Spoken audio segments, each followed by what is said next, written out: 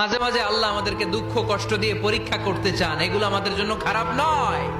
এই দুঃখ কষ্ট বিপদ আমাদের কোমরকে সোজা করে, আমাদের পায়ের মাটিকে শক্ত করে, চিল্লায় বলেন ঠিক কিনা? প্রতিকূল পরিবেশে কিভাবে বাঁচতে হয় এই দুঃখ কষ্ট আমাদেরকে শিখায়। এজন্য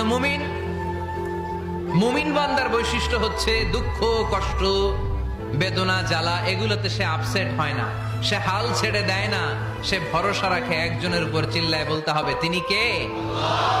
কারণ মুমিন জানে রাত্রি যত গভীর হয় অন্ধকার তমানিসা ভেদ করে সুবহে সাদিক হয়। মুমিন জানে গর্ভবতী নারীর পেটের ব্যথা যেই দিন বাড়তে থাকে ওই দিনই নতুন মেহমান আগমনের সময় ঘনাতে থাকে। মুমিন জানে তার জীবনে দুঃখ কষ্ট বিপদ যত বাড়তে থাকে সুখের দিন কাছে আসতে থাকে।